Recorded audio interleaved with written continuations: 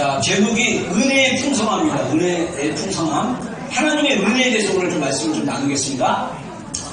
에베소서 1장 3절로 7절 말씀 우리 천천히 한 목소리를 읽겠습니다. 시작. 찬송하리로다 하나님 곧 우리 주 예수 그리스도의 아버지께서 그리스도 안에서 하늘에 속한 모든 신령한 복을 우리에게 주시되 곧 창세전에 그리스도 안에서 우리를 택하사 우리로 사랑 안에서 그 앞에 거룩하고 흠이 없게 하시려고 그 기쁘신 뜻대로 우리를 예정하사 예수 그리스도로 말미암아 자기의 아들들이 되게 하셨으니 이는 그가 사랑하는 자 안에서 우리에게 거저 주시는 바 그의 은혜의 영광을 찬송하게 하려는 것이라. 우리는 그리스도 안에서 그의 은혜의 풍성함을 따라 그의 피로 말미암아 속량 곧 제사함을 받았느니라. 아멘. 아멘. 예. 제가 죄송합니다. 한 가지 또 까먹었네요. 형제들은 어제 갔던 거는 형제 리더들만 갔는데 우리 자매 리더들이 한번 가려는데 시간이 안 돼가지고 이번엔 자매들 제가 12월에 갔는데 1월달 아마 1월 18일 제가 이제 그 숙소에다가 이제 물어봐야 되는데 1월 18일 토요일 날 그 숙소가 전체가 비면 우리가 18일이나 11일 날 우리 형제 전체도 1박 이렇게 수련을 하려고 합니다. 네, 참고 바랍니다. 우리 자매님들 적극 서포트해가지고 우리 교회가 지금 이제 그 자녀들이 계속 이제 어제도 이제 또 한 명 이제 하고 이제 해서 제가 볼 때는 제가 한갑 될 때까지 아이들이 계속 있을 것 같아요. 그래서 한갑쯤 되면 이제 미니멈 이제 한 5살 애들 있고 이제 주일학교 엄청 막 빠글빠글하고 막 이렇게 될 것 같은데 그 전까지는 우리가 양육도 그렇고 훈련도 그렇고 예배도 그렇고 좀 약간 부산하고 막 이렇게 좀 이렇게 업다운이 좀 있을 수 있어요. 근데 그래도 우리 이제 아이들을 양육하는 그 엄마 아빠들이 믿음으로 좀 세워줄 수 있도록 여러분들 예배에 좀 목숨 걸고 그다음에 기도에 참석하고 계속 그렇게 해서 좀 믿음을 더 성장시키는 그런 시간이 됐으면 좋겠습니다. 자, 제가 에베소 말씀을 좀 오늘 가지고 좀 나누기 원하는데 그 1장 3절에 보면 하나님께 찬송을 하는데 왜 그러냐면 하나님이신 우리 주 예수 그리스도의 아버지 하나님께서 그리스도 안에서 에베소서를 읽어보면요 그리스도 안에서 예수 안에서가 굉장히 많이 강조되고 있어요. 그래서 그리스도 안에서 하늘에 속한 모든 신령한 복을 우리에게 주시되 영어 성경에는 보면 복들입니다. 하나님이 우리에게 영적인 축복들을 이미 주셨다는 거예요. 그 첫 번째 축복이 뭐냐? 창세전에 그리스도 안에서 우리를 택하시고 우리를 사랑 안에서 그 앞에 거룩하고 흠이 없게 하시려고 그 기쁘신 뜻대로 우리를 예정하사 예수 그리스도로 말미암아 자기 아들들이 되게 하셨습니다. 우리를 선택하시고 예정하셔서 하나님의 자녀로 삼으셨다는 거예요. 이게 너무 놀라워요. 이거를 깨닫기만 해도 은혜다 은혜예요. 이것만 우리가 정말 경험만 해도 하나님의 은혜가 우리 마음 가운데 흘러 넘치게 되어 있어요. 그리고 6절에 보면 그가 사랑하는 자 안에서 하나님이 사랑하는 자 안에서 그리스도 안에서 우리에게 거저 주시는 바 그의 은혜의 영광을 찬송하게 하라. 그러니 우리가 하나님께서 예수 그리스도를 통해서 우리를 구원하시고 하나님의 자녀로 삼으신 목적이 뭐냐?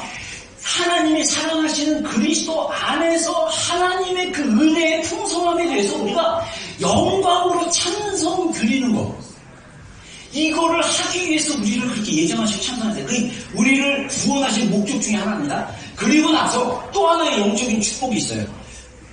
우리는 그리스도 안에서 그의 은혜의 풍성함을 따라 그의 피로 말미암아 속량 제사함을 받았다.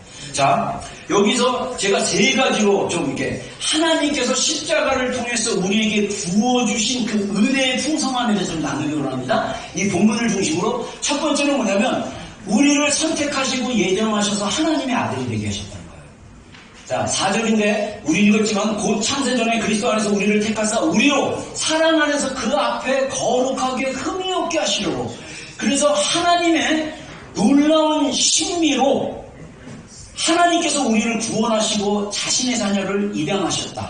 그 다음에 하나님의 선택과 축복으로 우리는 자녀가 되었다. 우리의 힘과 능력으로 된 것이 아니라 순전히 하나님의 은혜로 된 것이다. 제가 원고 소개를 못해가지고 제가 이 문장을 좀 강조하고 싶어서 썼어요. 여러분 이거는요 제가 신앙생활을 하면서 또 인생을 살아가면서 여러분, 인생이 정말 오묘합니다. 인생이 너무 놀랍습니다. 근데 제가 이제 이 말씀을 준비하면서 주중에 한번 묵상을 해봤어요. 근데 우리가 지금 메인 그룹이 30 중반 이하예요. 그래서 셀리들도 이번에 보니까 우리 현 집사님만 40대 중반이고 나머지가 30대 초반이야. 근데 보니까 다 86년생들이야. 그러니까 지금 딱 따지면 여기 나이로 33세예요. 인생을 하면 얼마나 알겠어요? 네? 근데 이 형제들이 저는 이들보다 몇 살이 더 많나? 21살이 더 많아요. 그러니까 정말 그 50 중반을 살아보니까 인생을 되돌아보면 하나님의 놀라운 신비한 은혜가 있다니까요. 우리 인생을 되돌아봤을 때 모르겠습니다. 우리 이제 여기 저보다 나이가 많으신 분들 몇 분 계시는데 이분들 안에서도 인생을 되돌아봤을 때 하나님이 구원해 주시고 은혜 부어주시고 하나님의 자녀로 살게 하는 거, 이게 정말 이거는요 신기해요. 정말 이거는 말로 설명할 수 없어요. 그래서 제가 어떤 책을 읽어보니까요, 이 복음은 설명한다고 깨달아지는 게 아니에요. 정말 은혜로 깨달아야 돼요. 할렐루야. 오늘 은혜가 임하기를 주의로 축복합니다. 오늘 찬양과 기도는 조금 감이 왔어요. 은혜가 오늘 임한다라는 어떤 그런 마음의 감동이 좀 임했는데, 여러분 아까 제가 그 헌금 영상으로 보여줬던 데이비 플랫이라는 이분이 제가 알기로는 지금 나이가 30대 초반이나 중반 정도밖에 안 되시는데 20대 때 목회하셔가지고 정말 레디칼한 메시지를 전하는데, 그 레디칼 메시지가 뭐냐면요, 십자가를 그대로 전하는 거예요. 십자가를 있는 그대로 믿자라는 거예요. 그래서 젊은 친구들이, 이분이 20대 때 목회하시면서 젊은 사람들이 십자가를 있는 그대로 믿기 시작하니까 삶이 변하고 막 이 내면의 변화가 일어나니까 행동의 변화들이 막 일어나면서, 이분이 굉장히 미국에서 진짜 그 미국에도 엄청 큰 교회들이 많은데 그 교회 중에 하나로 떠오르는 젊은 목회자 중에 하나입니다. 근데 이분의 메시지들이 레디칼, 아주 급진적이에요. 근데 이분의 메시지는 딴 게 아니에요. 십자가의 복음이에요. 복음을 그대로 믿고 사는 거예요. 여러분, 우리가 복음을 그대로 믿고 사는 게 얼마나 기본인데, 놀랍게도 많은 성도들이 이 기본과 기초 없이 신앙생활하는 경우가 굉장히 많다는 것입니다. 그래서 우리 교회는 이 내면의 변화가 일어나지 않으면 계속 주님을 따라가는 데 어려움이 많습니다. 제가 어제 우리 형제들이랑 이제 만나면서, 어제 이제 나누면서 저녁에 자연스럽게 이제 한두 명의 형제가 저한테 했어요. 목사님 프로그램이 뭐 있습니까? 그래서 내가 프로그램 같은 거 없다. 사실은 좀 뭔가 가르치려고 준비는 해놨는데, 네. 그 공동체에 대한 거 제가 요즘 책 읽어가지고 굉장히 은혜 받은 책이 있어가지고 그 공동체에 대한 얘기를 좀 나누려고 했는데, 프린트까지 하고 이번 주 그것 때문에 설교 준비랑 굉장히 바빴어요. 미리 하느냐고. 그랬는데 그 나눌 분위기가 아니라서 그냥 나누지는 않았는데, 형제들이랑 나누면서 제가 우리 교회에 적응 못하고 떠나는, 제가 오랫동안 청년들도 그렇고 막 가정들도 그렇고 이렇게 그러니까 그 얘기를 했어요. 두 가지인 것 같다. 첫 번째, 영적으로 성장하지 못하면 떠나게 되더라. 5, 6년 지나고, 우리 최근에 작년에 우리 장현님과의 우리 청년 한 명이 이제 어저께 이렇게 떠나게 되는데, 그 자매는 8년이나 다녔어요. 근데 나름 교회 안에 이발부대가 열심히 청년 리더도 하고 그랬어요. 근데 여전히 제가 이제 개인적으로 그 전에 떠나기 전에 사실 개인적으로 만나가지고 내면 치유나 이런 걸로 한번 딱 건드렸는데, 그게 조금 이렇게 부담이 됐어요. 그래서 부인을 하더라고요. 근데 제가 걔를 만나기 전에 기도를 하고 갔거든요. 그래서 하나님, 만나기 전에 하나님이 어떤 대화를 나누기를 원합니까? 그래서 사실은 딱 개인적인 어떤 내면의 부분을 딱 했는데, 딱 아니에요. 전 목사님 내적 치료 많이 하셨잖아요. 그래서 저 치료 다 받았어요. 그러더라고요. 근데 제가 죄송한 게 너무 어설프게 했을 때. 너무 어설프게 했는데 했으면 끝났다고 생각해. 내면 치유는 계속돼야 되니까. 할렐루야. 우리가 지금 우리 교회가 가정 치유, 이제 수치심 치유 막 이러면서 사실은 내면을 오래, 내면 아이와의 대화 뭐 이런 걸로 조금씩 나가기 시작하니까 안의 것이 건드려지기 시작하는 경우도 있어요. 근데 중요한 거는 영적인 성장이 우리의 감정과 정서로 함께 가야 된다는 거예요. 제가 무지했습니다. 제가 무지해서 우리 청년 때 제가 우리 청년들에게, 야, 감정이 다 누르고, 그냥 하나님께 얘기해. 감정 제가 엄청 누르는 거 강조했고요. 그리고 세상 즐거움 다 끌어버려. 그리고 하나님께. 완전 영적으로. 난 강조를 했는데, 우리의 정서가 기쁨도 누리고, 네? 우리 리더들이 정말 크게 웃어요. 별 웃기는 말도 아닌데, 빵 터지고 막 웃어요. 그랬더니 여기 관리하는 목사님이 그러더라고요. 좀 소리 좀 작게 해달라고. 무슨 다 썼어요. 그래서 왜냐면 새로 이렇게 출첵하는 거지. 거기 국인 같은 있는 막 그런 숙소인데, 그 세 번 사람 들어왔다고 좀 목소리 좀 낮게 해달라고. 별말 아닌데 막 웃어요. 근데 사실은 공동체가 웃음이 넘쳐야 되는 거예요. 그러니까 남을 갖다가 막 그냥 비양거리고 비하해서 웃는, 제가 그런 쇼핑 많이 해가지고 사람들 상처 굉장히 많이 줬습니다. 혹시 여러분들 저의 부족함으로 그런 상처 받았으면 용서를 구합니다. 십자가로 가져가셔서 용서해 주시고 바랍니다. 제가 살면서 농담을 하다가도 꼭 사람들이 상처 입는 농담을 했어요. 근데 제가 어느 순간에 알아서 제 말 안에 칼이 있구나. 그래서 남을 이렇게 찌르는구나. 지금 굉장히 많이 좋아지고 있어요. 제가 우리 사모를 그렇게 자극을 해요. 별거 아닌데 그걸 뭐를 건드려. 그냥 말 한마디에 행동 하나에 왜 그렇습니까? 저도 이번에 우리 복음훈련학교 팀들 공부하면서 알았어요. 제 안에 가정 안에서 자라면서 했던 건강하지 못한 패턴 안에서 나오는 말, 그리고 내 안에 숨겨졌던 어떤 수치심, 이런 것들이 말을 갖다가 이렇게 툭툭 던지는데 그것이 상대방을 아프게 하고 힘들게 하는 이런 것들이 있으면 보게 돼요. 우리 청년들 중에서도요, 말을 한마디 하는데 어쩔 땐 제가 기분이 굉장히 나빠요. 근데 스타일이 그래. 근데 야, 너 이렇게 말해서 내가 기분 얘기해봤자 못 알아먹어요. 어떻게 해야 되냐? 자기가 인지를 하고 깨닫고 알면 바뀌어집니다. 근데 이미 우리가 복음 안에 하나님이 주신 능력이 있는데 그 복음의 은혜가 우리 안에 풀어지는 작업이 필요한 거예요. 그래서 우리 교회가 그게 필요합니다. 아까 얘기한 대로 우리 교회 안에 적응 못하고 이렇게 떠나는 제가 8년 차 얘기하고 6년 차 가정도 있었고 막 여러 가정들이 있었는데 영적인 성장이 뜻대로 안 되고 그러면 좀 이렇게 갈급함이 좀 있고 그래서 이제 괜찮아 좋은 교회 가서 좋은 목사님 안에서 또 성장하면 되니까. 또 하나 두 번째는 제가 보면서 느꼈던 게 친구 관계가 이루어지지 않으면 교회에 적응을 못하고 이렇게 떠나게 되더라고요. 우리 청년들 이렇게 아까운 인재들이 있어요. 그 아까운 인재들을 제가 잘 몰라가지고 일만 너무 시켰어. 그때 아주야, 특히 내가 지금 걱정되는 게 우리 동희 형제가 통역하다가 또 떠날 수도 있어요. 통역하면 다 시험에 들어. 그냥 제가 설교 원고가 없거든요. PPT 갖고 얘기하니까 어떤 얘기할지 모르니까. 그래서 제가 그거 굉장히 미리를 해서 제가 좀 이제 통역에 굉장히 신경 쓰고 있어요. 시험 들지 않도록. 그래서 우리 아직까지는 동희 형제가 괜찮다고 하니까. 그래서 정말 통역 하시는 분들 좀 한 명 좀 자원해 주시기 바랍니다. 우리 이미석 집사는 옛날에 시험 들다가 자기가 그만두더라고. 목사님 저게 도저히 통역 못 하겠다고. 옛날에 CT에 있을 때 관뒀어요. 근데 제가 실수로 되더라고요. 떠나겠더라고요. 시험 들어가지고. 그러니까 그 정도로 제가 그런데 정말 우리가 제가 정목사님처럼 원고를 하더라고 했으면 좋겠는데 그게 안 돼요. 미안해요. 그게 안 돼요. 그래서 최대한 제가 이제 PPT 안에 제 말도 좀 누르려고 하고 있습니다. 그래서 근데 이건 다 안 들어가면 미안합니다.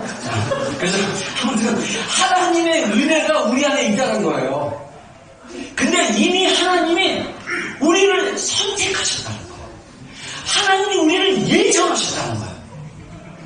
와, 이거 놀라워요. 이거는 진짜 하나님이 우리에게 깨닫게 해주셔야 돼요. 그래서 우리가 하나님의 말씀이 깨달아지도록, 하나님의 마음이 깨달아지도록 우리가 기도로 나아가는 우리의 자세가 좀 필요한 것입니다. 자, 그래서 보면요, 로마서 9장. 제가 로마서 9장 말씀 이제 보면서 제가 이제 토기장이 비교를 한번 보여야겠다 했는데, 로마서 9장 1절부터 제가 쭉 읽으면서 제가 2절만 인용을 하는데, 제가 진짜 그 구절 읽으면서 막 울컥울컥했어요. 왜냐하면 사실 로마서 9장이 이스라엘에 대한 거거든요. 하나님이 이스라엘을 포기한 적이 없어요. 그래가지고 로마서 9장에 보면요, 제가 아까 기도 때 읽었던 로마서 8장 사랑의 장, 사랑에 대해서 하나님이 우리를 얼마나 사랑하고 누가 그리스도의 사랑을 끊을 수가 있겠느냐, 장래도 현재도 능력이나 기쁨이나 천사도 그것도 끊을 수 없다. 그렇게 막 강조를 하다가 9장에 가면 이스라엘에 대한 얘기를 해요. 그러면서 이스라엘을 하나님이 선택했는데 아브라함 중에 하나님이 야곱을 사랑하고 에서를 미워하고, 그리고 모세에게 말씀하시기를, 모세에게 이르시되 내가 긍휼히 여길 자를 긍휼히 여기고 불쌍히 여길 자를 불쌍히 여기니라 하셨느니라. 그런즉 원하는 자로 말미암도 아니고 다른 막질하는 자로 말미암도 아니요 오직 긍휼히 여기시는 하나님으로 말미암느니라. 자, 이 얘기가 뭐냐면요, 우리가 구원을 받기 위해서 열심히 기도하고 열심히 신앙생활하고 열심히 섬긴다고 구원을 받는 게 아니라, 구원을 받게 된 게 우리의 다른 막질이나 우리의 열심이 아니라 하나님의 긍휼로 우리가 구원받으시는 거예요. 할렐루야. 여러분, 긍휼, 그 하나님의 은혜라는 단어가 히브리어가 있고, 구약에 나오는 히브리어가 있고, 신약에 나오는 헬라어가 있어요. 헬라어는 카리스고, 제가 구약에서 제가 갑자기 단어 생각하는데, 구약 카리스는 뭐냐면 호의예요. 호의가 대표적인 거예요. 호의가 영어로 페이버거든요.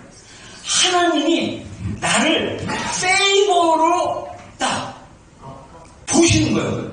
그래서 하나님이 나를 정말 좋게 보시는 거예요. 나를 너무 좋게 보시니까 나를 위해서 환경을 정리해 주시는 거예요. 제가 군대 있을 때 그 경험했잖아요. 나를 그렇게 괴롭혔던 장로님 아들이 눈치가 나고 막, 이 새끼 갈아 마신다고 해가지고, 제가 얘기했죠. 저는 그때 믹서기가 없었고 맥돌밖에 없었는데 혼나하고 가린다는 얘기인가? 나를 어떻게 갈아 마시지?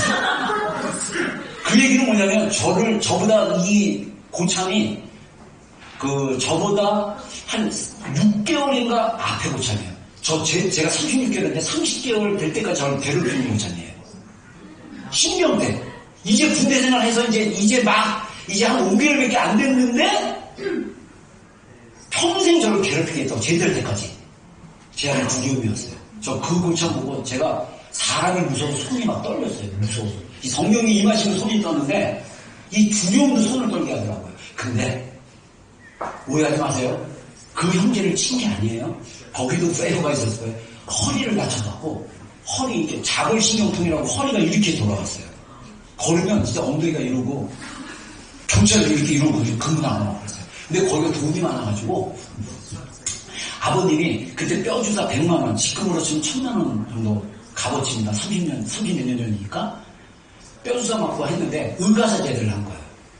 몇 개월 만에 하나님이 페이버를 주셔가지고, 그리고 또 저를 괴롭히던 고참 한 명은 제 밑에 애가 하극상을 일으켜가지고 나 대신 때려줘가지고 내가 내일 저녁마다 취사방 가가지고 칼 들고, 이 새끼 한 번만 더 나 괴롭히면 너 죽다 진짜. 제가 매일 저녁 그거 상상하면서 잤어요. 너무 괴로워가지고. 군대 생활이 19살이었어요. 19살짜리가 뭘 알아요.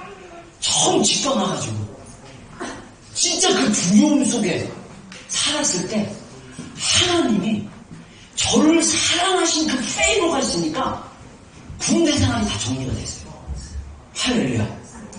중대장, 소대장, 최고 고참부터 저를 다 귀하게 여겨줬어요. 물론 훈련 안 받고 그러면 맞을 때는 또 맞더라도, 저는 군대 생활 내내 제가 그때 딴 거 없었어요. 이렇게 빨리 군대 제대하고 빨리 목회하겠다, 시간 공부 맞추겠다 해서 군대 갔는데 하나님의 은혜가 제 안에 임하니까, 여러분 모르겠습니다. 딴 사람들도 저기를 듣는 2명의 고참도 다 크리스찬이었거든요. 그 친구들은 하나님의 자녀를 갖다가 악한 마음으로 괴롭혔기 때문에 징계를 받는 건지 어떤 건지 몰라요. 나는 하나님의 신비를 몰라요. 근데 중요한 거는 하나님이 내 삶 가운데 베푸신 은혜를 경험하면 이게 너무 신비인 거예요. 몇 번 군대 생활은 위기가 있었지만 그래도 하나님이 그때마다 구원해 주시고 보호해 주시고, 나중에 제가 얘기했지만은 휴가 때 제가 나와서 잠을 자는데, 그때 저희 집은 한방에서 자기 때문에 누가 제 다리를 막 흔들었어요. 하고 제가 잠결로 새벽에 깜짝 놀라가 느꼈더니 우리 어머니가 제 다리를 막 흔들고 방언으로 감동받으셔가지고 막 기도하다가 감동을 너무 깊이 받으셔가지고 자는 제 다리 두 다리를 품켜갖고 막 우시는 거예요. 그래가지고 제가 순간 야 일어나서 손잡고 같이 기도해야 되나? 아니면 그냥 그래서 몸치했어요. 착해가지고. 근데 그때 하나님이 깨닫더니 어머니의 기도가 나를 보여주셨구나. 여러분 중보가 굉장히 중요합니다. 우리 믿음의 가정들 남편을 위해서 아내를 위해서 여러분의 자녀를 위해서 기도하십시오. 하나님이 그 기도를 들어주시는 거예요. 여러분 하나님이 우리를 구원하시고 우리를 불쌍히 여기십니다. 여러분 보세요. 우리가 화가 나고 진짜 꼴배기 싫은 그 인간도 하나님이 구원한 하나님의 자녀라면 하나님의 긍휼로 보면 용서가 돼요.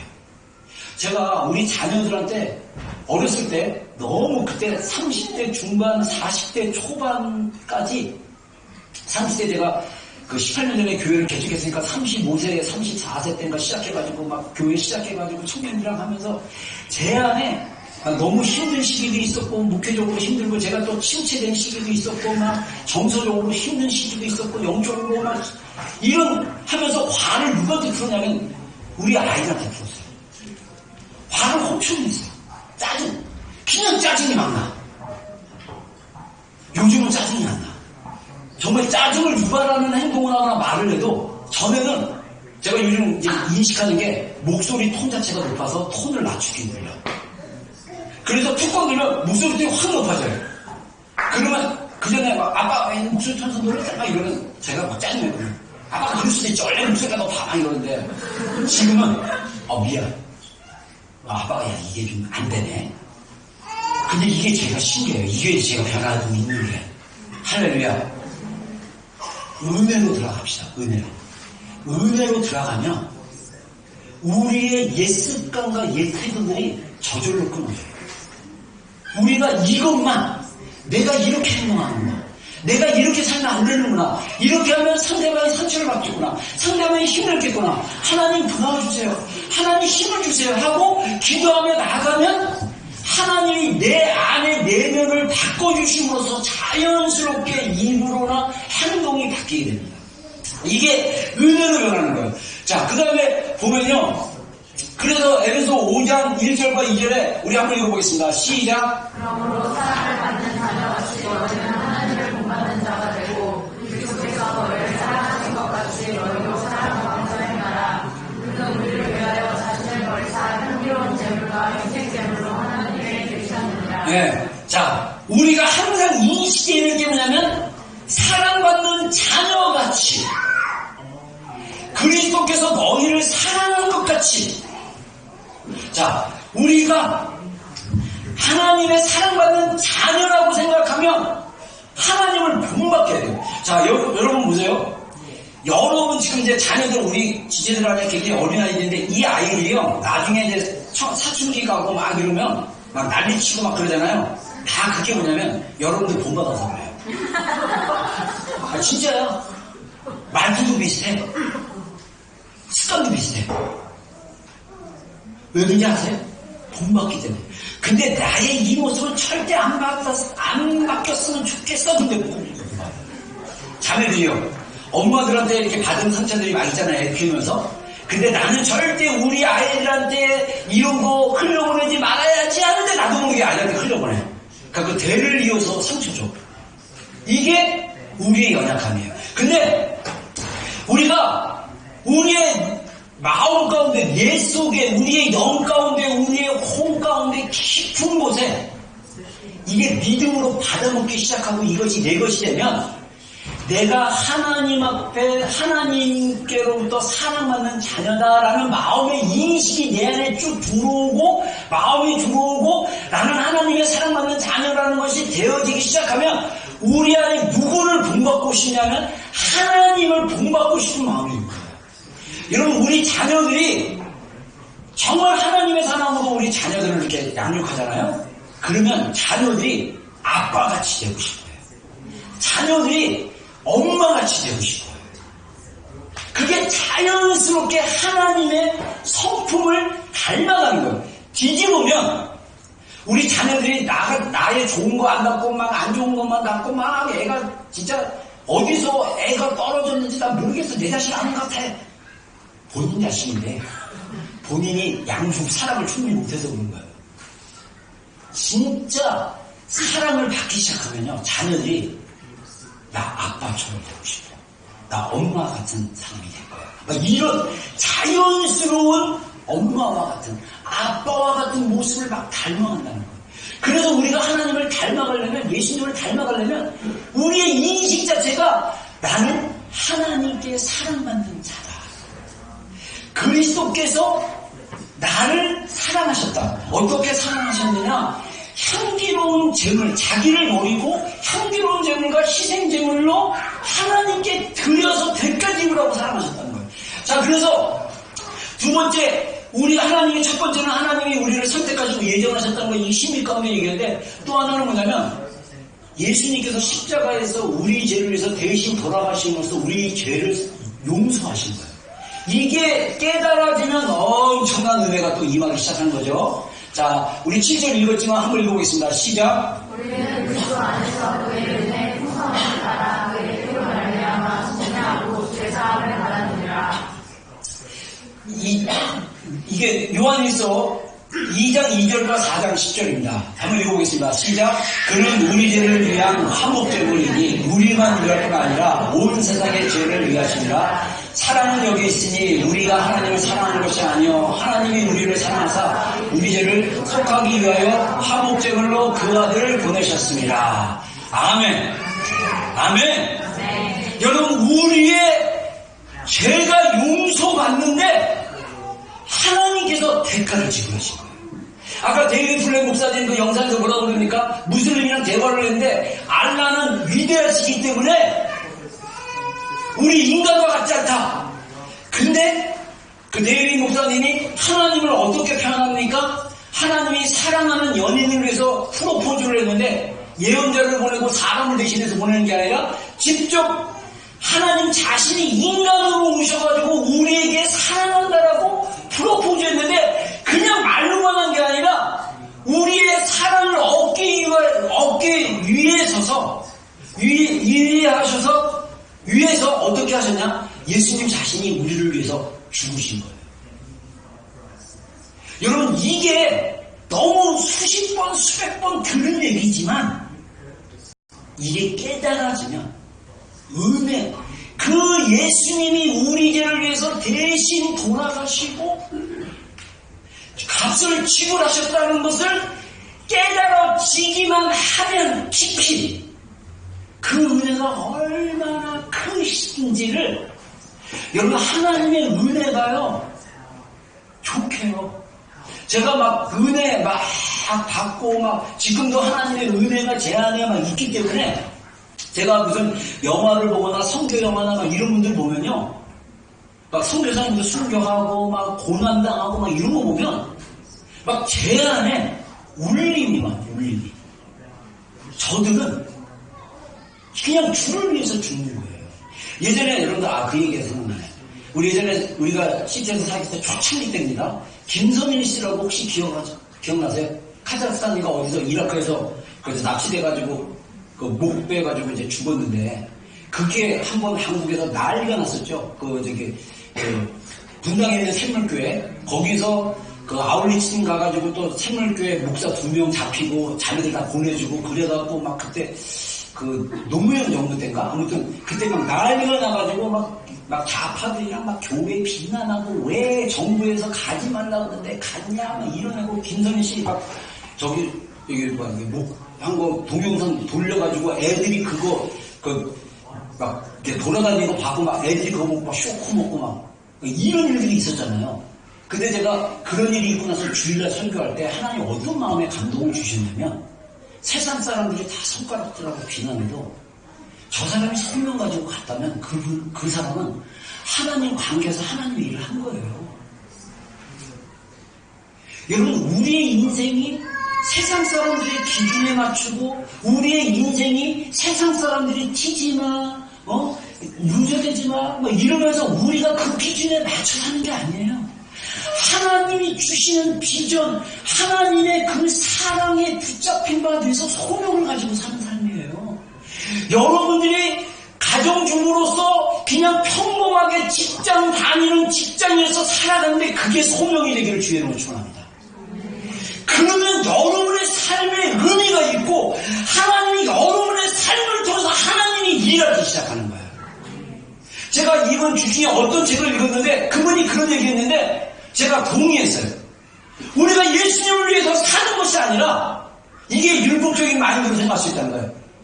예수님의 새 생명이 우리 가운데 흐르기 때문에 우리가 예수님을 통해서 사는 것이다.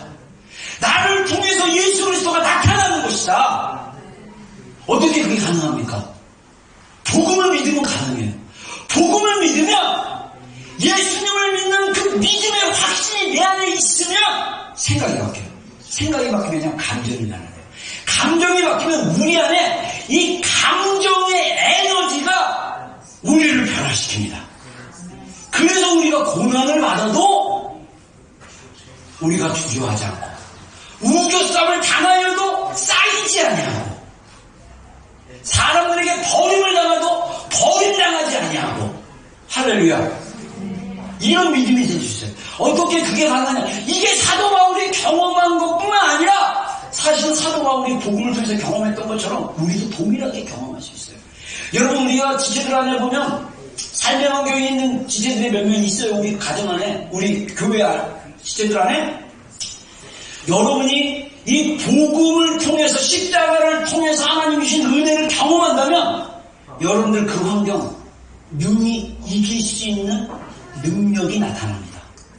이길 수 있어요. 이길 수 있어요. 여러분들 제가 청년 때 우리 부모님들 진짜 힘들게 살았어요. 제가 하나님이 은혜 받고 나서 우리 한국교회 우리 저희 아버지 세대 여러분들의 그 할아버지 세대가 정말 배고프고 엄청 고생했어요. 기도를 너무너무 간절했어요. 그 기도의 목적이 뭔지 아세요? 자, 하나님 너무 가난하니까 잘 살게 해달라고 목숨을 걸고 기도했어요. 그분들 안에 하나님이 주신 축복이 너무 큽니다. 그분들은 힘든 삶에 있었지만 은혜를 누리는 삶을 살았어요. 근데 여기 뉴질랜드가 안타까운 게 재미없는 지옥이에요. 재미없는 천국. 그리고 한국은 즐거운 지옥. 어느 목사님이 하나더라고요. 여러분 아니에요. 여기서도 우리가 즐거워하고 기뻐하고 은혜 안에 들어가면.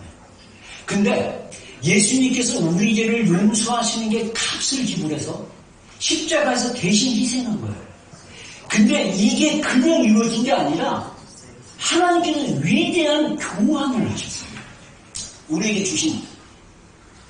자, 히브리서 말씀이 있었네요. 히브리서 10장 10절과 14절 한번 읽어보겠습니다. 시작. 그 사람 예수 그리스도의 몸을 단번에 부리심과 말미암아 우리가 거룩함을 얻었노라.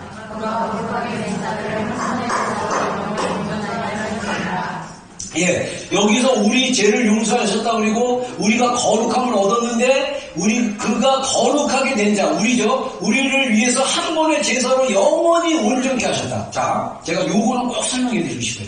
제가 여러분들 알다시피 몇 번 제가 설교 때 얘기했지만은 인생을 알아가면 알아갈수록 인간의 그 마음, 이 마음이 뇌랑 연결됐으니까 이게 우주와 같다 라고 생각을 해서 인간 개인을 한 사람이 헤아릴 수 없다. 하나님만이 헤아릴 수 있고 내가 그 모든 사람의 마음을 맞춰주는 게 아니라 이들의 마음을 주님께로 데려가면 주님이 성령의 하나 되는 끈으로 하나 되게 하시는 걸로 우리 마음을 하나 되게 하신다 라고 제가 기도 중에 받았어요. 근데 제가 그리고 상담학 쪽에 관심이 있어가지고 계속 책을 공부하니까 비그리스도인들, 그러니까 크리스찬 상담이 아닌 것이나 크리스찬 상담이 있는데 거기서 다 얘기하는 게 다른 점은 우리 크리스찬은 뭐냐면 죄인으로 태어났기 때문에 반드시 예수 그리스도 복음으로 새롭게 되는 거예요. 근데 이 사람들은, 안 믿는 사람들은 예수 그리스도로 새롭게 된 영혼을 순수하게 죄도 없고 순수한 영혼으로 보는 게 이게 단점이에요. 근데 그들이 보는 가능성은요 어마어마해요. 그들은 어떻게 하냐면 복음 없이도 인간이 그 내면 유대가 내적 아이랑 그 신성한 아이라고도 얘기합니다. 저 디바인 차일드라고도 얘기하고 상담학자마다 다른데 이너 차일드 근데 이게 우리 파트의 직관과 감정을 담당하는 자매적인 파트라고요.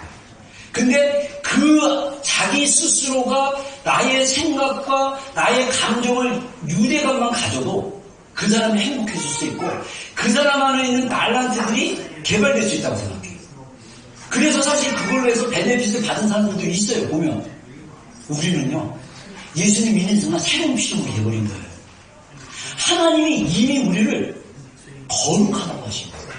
자, 사람들이 거룩하려고 막 열심히 노력해서 거룩해지는 거랑 이미 우리 주은이 너무 이쁘죠? 주은이 너무 이쁩니다. 자, 그 사람이 예수 그리스도의 은혜로 이미 우리가 거룩한 존재예요. 이미 거룩한 존재인데 문제는 뭐냐? 이 온전함을 이루는 과정 가운데 있다는 거야. 그리고 우리 안에 누가 계시냐면 성령님이 계시요. 그래서 제가 종교적인 신앙생활이 아니라 우리가 성령님을 따라 사는 삶을 훈련받고 그 다음에 기도해서 내면이 하나님과 통하고 성령님과 교제하기 시작하면 우리 인생의 답을 누가 주시냐? 성령님이 주시는 거예요. 우리 인생에 궁금한 것들, 내 인생에 해결되지 않는 것들 다 누가 주시냐?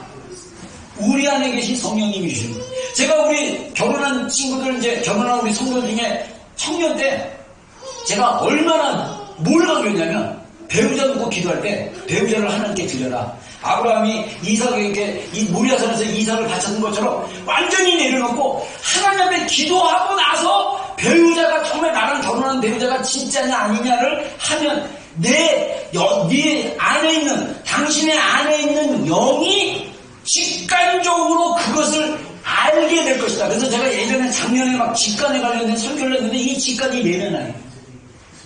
성령님이 우리의 영을 통해서 알게 하시는 거예요. 성령님이 우리의 영과 혼을 통해서 말씀하기 시작하시고 우리의 영을 통해서 분별하게 만드는 거예요. 제가 지나온 사역에 보면요, 저는 진짜 내 안에서 주시는 그냥 마음의 그림이나 직관으로 움직여와서 지금 우리 교회가 그래도 감사하게 이렇게 지금 우리 교회 열매도 있고 사회도 있고 올해 우리가 내면 아이고 하게 됐는데 하다 보니까 몇몇 지체들이 내면이 이렇게 새로워지면서 은혜 받는 지체들이 생기기 시작했어요. 얼마나 감사한지 몰라요. 올해 다 가기 전에 또 변하는 지체들이 있어서 할렐루야. 우리 교회는 계속 변해야 돼요. 변하지 않으면 죽는다. 변화돼야 된다. 변화돼서 어떻게 변화될 수 있느냐? 하나님의 은혜 안에 계속 들어가야 된다. 그래서 이미 우리 여러분 한 명 한 명은요, 하나님이 예수 그리스도의 보혈로 이미 거룩하게 만드신 분이에요. 그래서 이 거룩한 빛이 나타나야 되는 거예요. 우리가 거룩해지려고 노력하는 게 아니라 이미 하나님이 우리를 거룩하게 하셨기 때문에 이 거룩한 그 능력이 내 안에 있기 때문에 내가 육신을 따라 사는 것이 아니라 성령을 따라 순종하고 성령으로서 육신의 생각과 욕구를 죽이기 시작하면 내 안에 거룩함들이 풀어지고 세워지고 온전해지면서 거룩해지는 거예요. 내가 온전해지려고 하는 게 아니라 우리를 온전케 하시는 하나님의 은혜가 우리 안에 흘러 넘치면 온전해지는 거예요. 여러분들이 내 힘으로 구원받으려고 그러고 구원이 있지 않으려고 그러고 거룩해지려고 노력하는 그 노력은 은혜에서 떨어지는 행위예요. 내 힘을 의지하는 게 아니라 하나님의 복음을 의지하고 믿음으로 나가는 게 굉장히 중요합니다. 그래서 우리가 크리스찬에서 누릴 수 있는 5가지 해망이 있는데 그 전에 십자가로 위대한 그 교환을 이루어졌어요. 익스체인지를 이루어졌어요.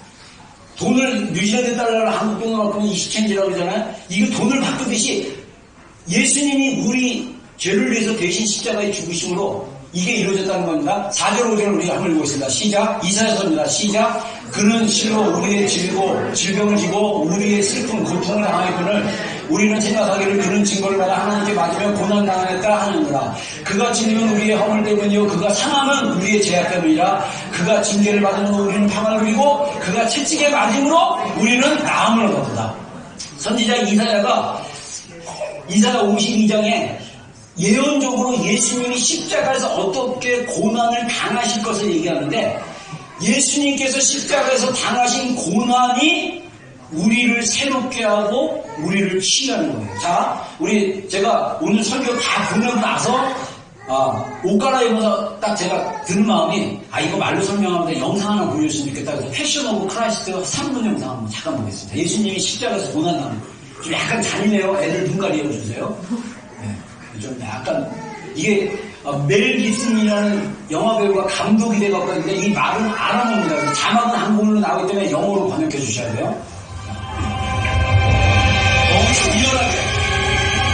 너무 리얼하게 죽였어요.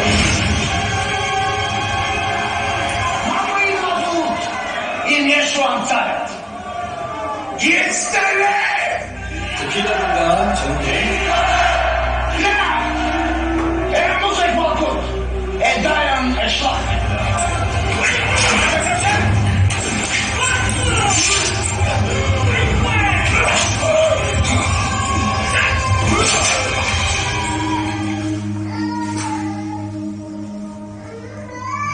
תגיד, שתי, תנדמי, תבריסה, חדשה, תהיב לקום עוד פרבים, תמשלח חטאים.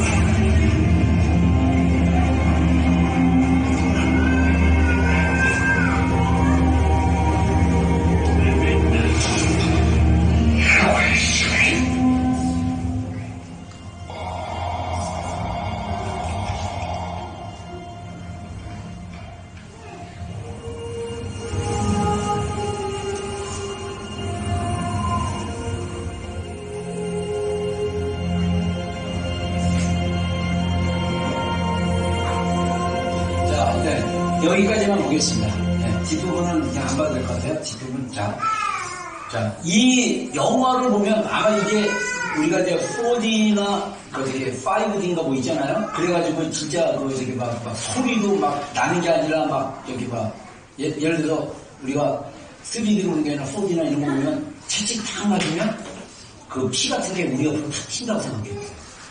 얼마나 고통스러워요. 근데 예수님께서 당하신 그 십자가의 사랑이 우리가 그 리얼하게 깨닫기 시작하면 그 은혜가 엄청나요. 예수님께서 나를 위해서 대신 십자가에 죽으심으로 9가지 하나님이 우리 인생에 받은 저주와 질병과 모든 고통을 다 바꿔놓으셨어요. 이거를 어떤 목사님은 위대한 교환, 신학자는 그 얘기를 합니다. 9가지 예수님의 십자가의 죽으심으로 일어난 9가지 교환입니다. 예수님이 징계를 받으심으로 나는 용서를 받았다. 예수님이 상처를 입으심으로 나는 치유를 받았다. 예수님이 나의 죄를 지고 죄가 되심으로써 나는 예수님의 의로움으로 의롭게 되었다. 예수님이 나의 죽음을 죽음으로써 나는 예수님의 생명을 누리게 되었다. 예수님이 저주가 됨으로써 나는 축복을 받게 되었다. 예수님이 나의 가난을 견딤으로써 나는 예수님의 부요를 누리게 되었다. 예수님이 나의 수치를 견딤으로써 나는 예수님의 영광을 누리게 되었다. 예수님이 나의 거절을 견딤으로써 나는 예수님의 포용을 누리게 됐다. 나의 옛사람이 예수님 안에서 죽음으로써 새 사람이 내 안에 살게 되었다.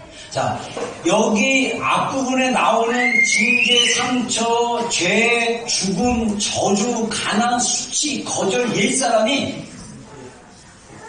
예수님의 십자가를 믿기 전에 우리의 상태예요.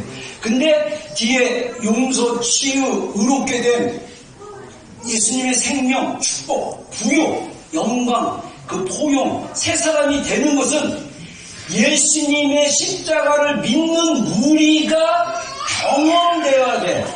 우리에게 주신 하나님의 은혜라는 거예요. 근데 문제는 제가 목회하면서 느끼는 그 인간으로서 한계는 뭐냐면 이 풍성함을 누리지 못한 그리스도인들이, 성도들이 교회 안에 너무 많다는 거예요. 저는 감사하게도 20대 때부터 그걸 누려서 그 기쁨을 아는데 그 기쁨을 모르고 여전히 십자가에서 우리를 위해서 돌아가신 이것을 모르고 여전히 옛사람으로 수치심에 갇혀서, 거절감에 갇혀서, 우리 상담을 보니까 그런 얘기 하더라고요. 노를 잘 못하는 사람들이 거절당할까봐 노를 못한대요. 여러분들이 노를 못하는 거는 거절당할까봐 두려워요. 예수님께서 이미 그거를 다 가지고 가셨어요. 그게 우리가 십자가로 누리는 은혜예요.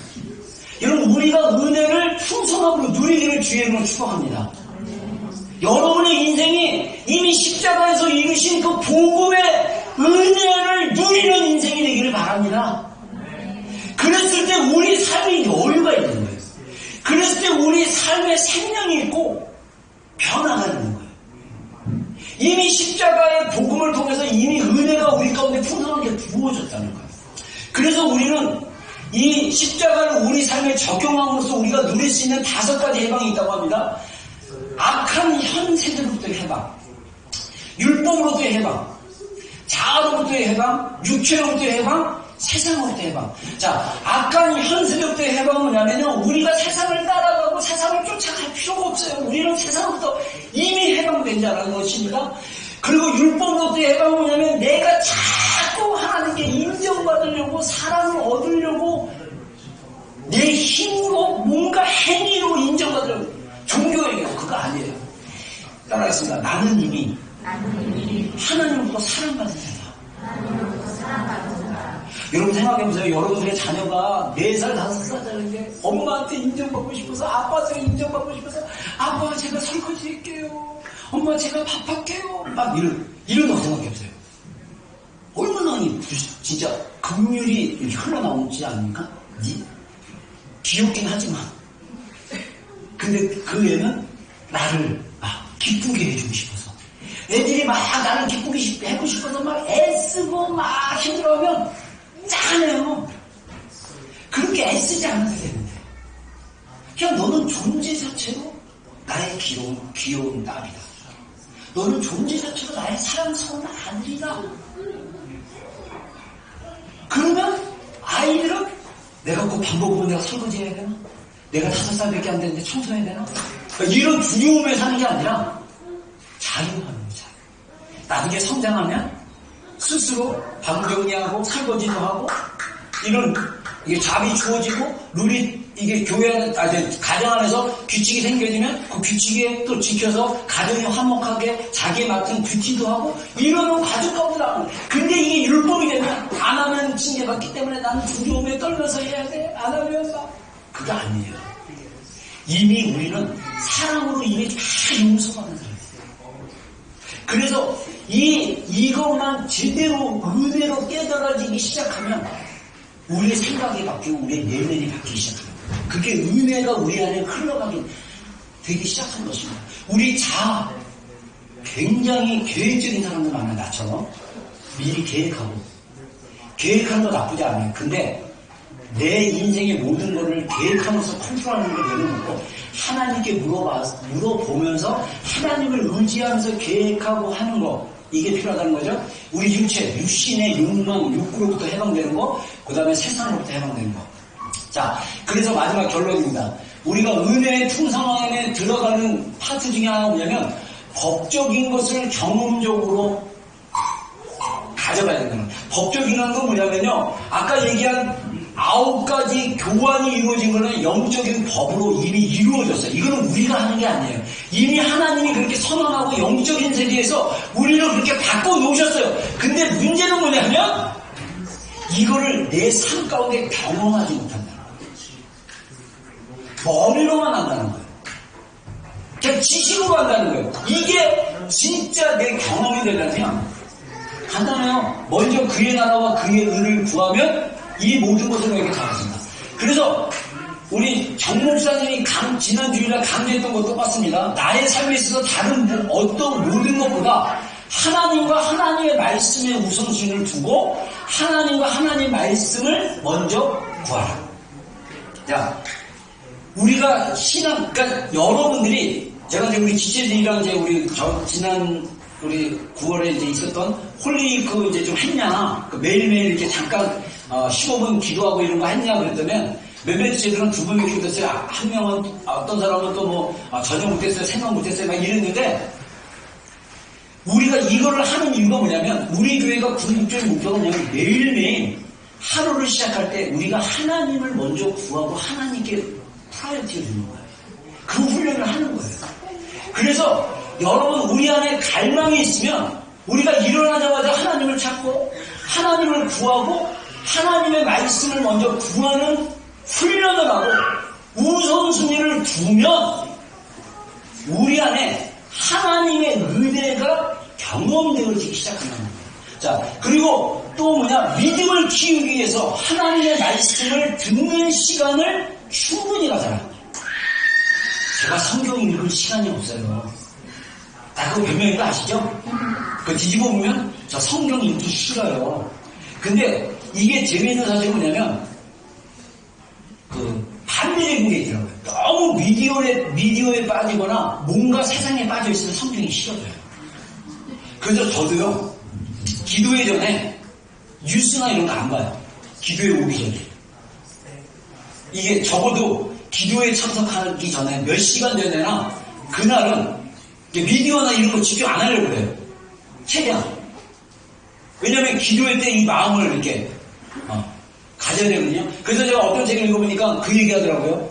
하나님께 기도하려면요, 마음의 자세와 환경이 미리 준비돼요. 갑자기 막 앉아가지고 막 예를 들어서 막 힘차게 뛰다가 막 숨이 엄청 찬데 다 기도해야지 하다가 보면 시간 나가요.